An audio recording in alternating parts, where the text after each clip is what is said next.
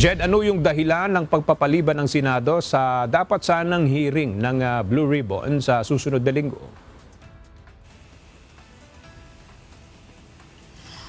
Ayon sa chairperson ng komite na si Senator Lacson, ipinagpaliban muna yung nakatakda ng pagdinig ng Blue Ribbon sa susunod na linggo habang inaantay yung formal na pagsusumite ng sinumpaang salaysay ni former Governor Chavit Singson maging doon sa mga pirmang kailangan pa ng partial committee report. Hindi na muna itutuloy ng Senate Blue Ribbon Committee ang pagre-resume sana ng hearing sa April 14, kaugnay ng maanumalyang flood control projects. Ayon mismo sa chairman ng komite na si Senate President Pro Tempore Senator Panfilo Ping Lacson, ipinaliwanag ni Senator Lacson, maaari niyang ikonsidera ang muling pagpapatawag ng pagdinig kung makapagsusumite si former Governor Chavit Singson ng kahit kopya man lang ng kanyang draft affidavit. Sinabi ng senador na binigyan ng Blue Ribbon Committee si Singson hanggang April 7 para isumite ang kanyang draft affidavit, ngunit wala itong natanggap na tugon.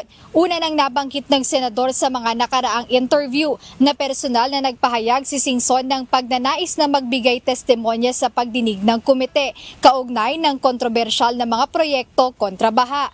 Dito, inaantay din ng chairman ng Blue Ribbon kung may 5 pang miyembro ng komite ang lalagda sa partial committee report upang maipresenta ito sa plenaryo ng Senado. Sa kasalukuyan, 4 pa lamang na senador ayon kay Senator Lacson ang nakapirma sa nasabing report. Kabilang sa kanya, nakapirma rin sina Senator Risa Ontiveros, Senator Bam Aquino at Senator Francis Kiko Pangilinan. Ayon kay Senator Lacson, kulang pa ito ng 5 upang maabot ang 9 na lagda na kinakailangan upang makabuo ng mayorya at maipresenta ito sa plenaryo ng Senado.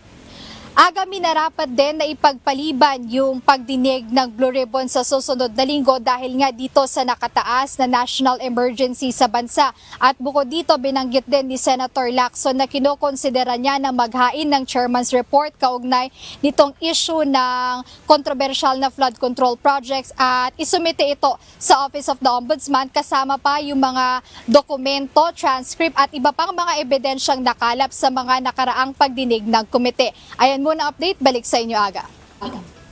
Maraming salamat, Jed Neresina.